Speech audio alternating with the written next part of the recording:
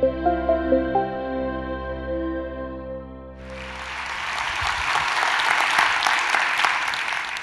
alaikum. Good morning, everyone. On July 31st, 1997, 35 women from the village of Malikunda Bambara in Senegal, West Africa, publicly announced their decision to end a centuries-old tradition, that of female genital cutting.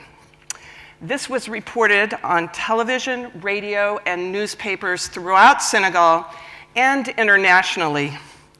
Their decision came after they had participated in a 3-year empowering education program that was implemented by Tostan and in which they learned their human rights for the very first time. They learned about their right to health. They learned about the right to be protected from all forms of violence. And they also learned about their right, perhaps most importantly, to speak out, to voice their opinions, even the most controversial ones, like the one they made on July 31st. But reaction to this declaration was totally unexpected by all of us. Relatives and other community members from the Bambara ethnic group in the area where they lived were outraged. And they felt very betrayed because these women who had dared not only to question, but publicly renounce a tradition they all shared, an established group norm that had lasted for centuries. The action led to disruption of the social harmony and trust of the entire extended network. It was a very painful and a very difficult time for the women. They faced the consequences afterwards and really suffered from it. Fortunately, the wisdom of an elder religious leader from a nearby village named Demba Jawara enabled us to understand why this reaction was so incredibly hostile. Demba had a brilliant insight. He explained that disruption did not come from the women's decision to end this practice, but rather from the process that they had used to abandon it.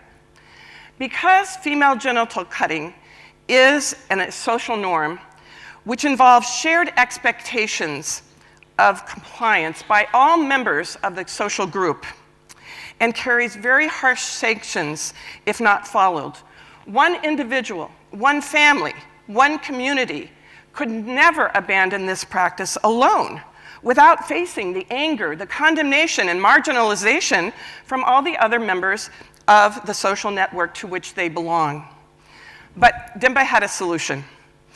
If new and trustworthy information is spread by the people themselves and discussed with the rest of the social network, including all those who really matter the most to them, then a disruption of the practice would be possible without disrupting the social cohesion of the community and the extended family. The disrupted practice could then be considered a positive disruption. One village is not enough, Demba declared. It takes a whole social network to change behavior. He then walked from village to village to inform and dialogue with his interconnected group. He brought everyone together to announce a collective decision to end a practice which he had learned does not lead to health and well-being in the community. On February 14th, 1998, the women, men, and children of the 13 villages in his social network came together to abandon their practice. It was the first collective declaration of FGC in Africa. Since that time, more than 5,000 communities across Senegal have declared the end to FGC using this same model. The movement, yes.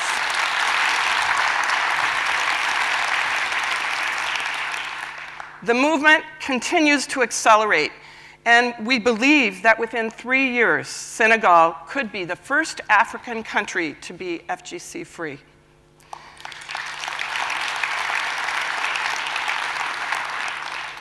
Now, many of us here are working on issues that require behavior change.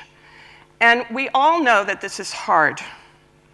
Imagine when the behavior change is rooted in deeply entrenched social norms. It's even harder. Often, the consequences of efforts to disrupt an existing social practice can lead to anger, resistance, defensiveness, and worse, total blockage of any initiative towards change.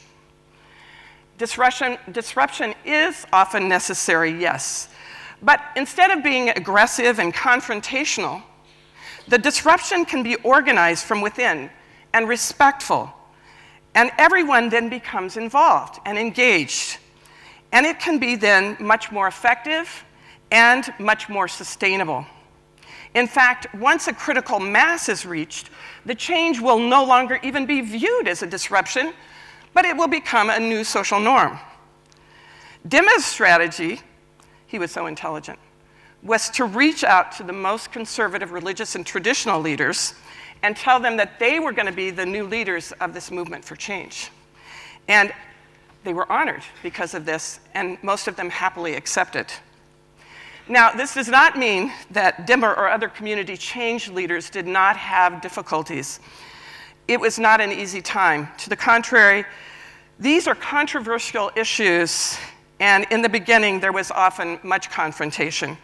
But by combining courage and patience and perseverance, and above all, a broader framework of deep respect, they succeeded. Now, in Tostan's case, the strategy involves something that we now call organized diffusion. It starts in the classroom, where there's lots of dialogue, and for a long period of time. Again, these classes last for 3 years. After each class, the participants go home and they share their knowledge with a co-wife, a friend, their husband, a religious leader. Then the class itself organizes community events, and they share all the information they have learned with everyone else in the community. And again, there is lots of discussion. After this, some of the most involved and engaged community members and participants of the class come together. These are 5 women from different villages who decided to go to 148 villages to talk to their relatives and help them to decide to abandon the practice of female genital cutting and child marriage. And this represents their social network. They went to so many of these villages and were successful in leading the villages to public declaration for the abandonment of that practice. Then there are inter-village meetings where people come together, all the villages that have been contacted, and they discuss what they want to do, what decisions they want to make, and how they're going to do it. And many, and most actually, then organize public declarations where all of the villagers come together, all the representatives. They decide together to abandon. They announce this abandonment in front of the government officials, in front of all the invited guests, UN agencies, NGOs, and it's a very joyful and positive ceremony. Now, we have discovered that this strategy to change deeply entrenched social norms, proposed by Dimma Jawara in 1997, can also be used for many other social norms that can often significantly hinder efforts in development, such as in education, in health, in the environment, in governance, and in economic growth. One example that is totally different from FGC is in the field of education. Tostan is now piloting a new module on positive parental practices, which we believe will help to better prepare infants in rural Senegal for more successful learning in schools. Now, this is critical because education results in Senegal are truly dismal. Indeed, a recent evaluation of levels of reading among girls and boys in Senegal, throughout Senegal, in the formal school, revealed that after 3 years of primary schooling, only 7% of girls and 11% of boys had attained a minimum reading level. Now, this is despite decades of teacher training, curriculum reform, and construction of school buildings throughout Senegal.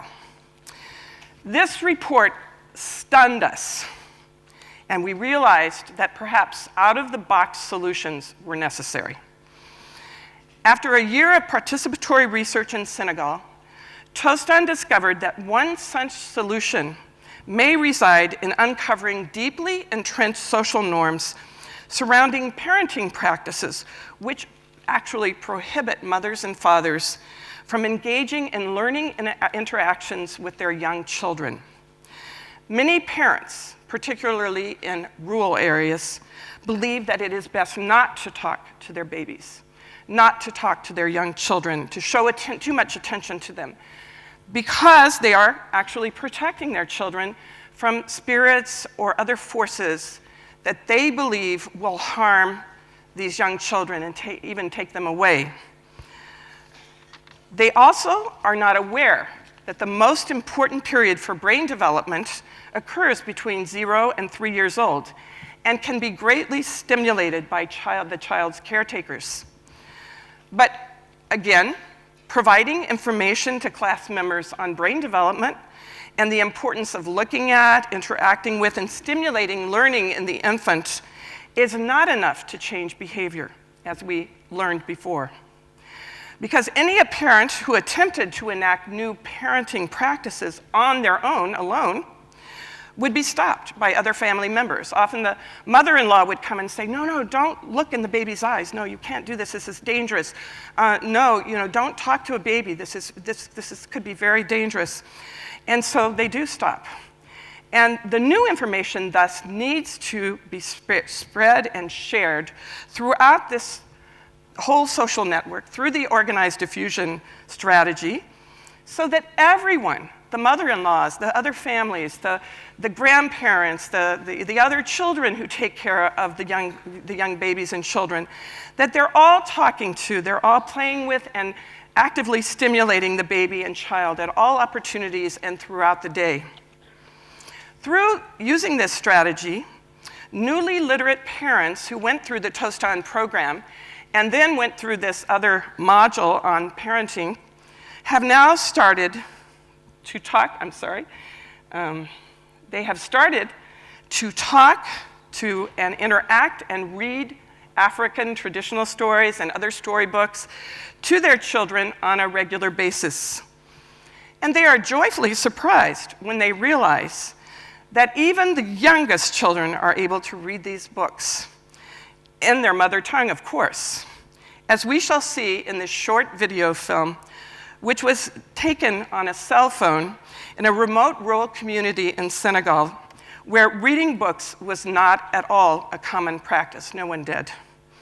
The jubilant reaction you will see here when a 4-year-old can fluently read in his mother tongue in Mandenka is a testament of the community's wholehearted embrace of positive disruption that has come from within.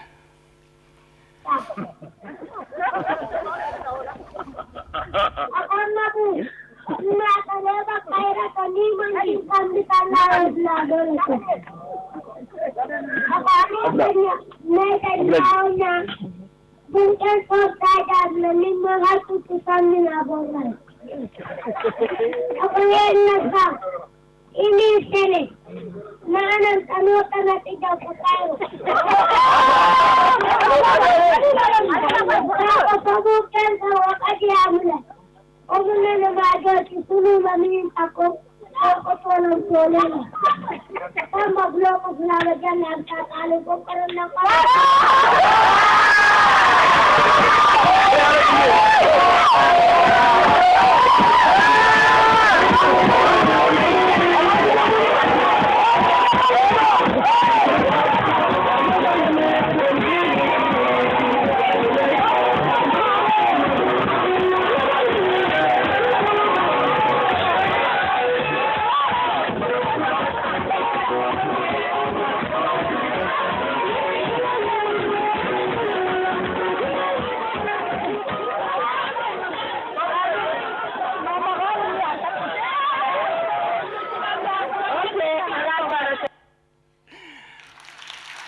Thank you very much.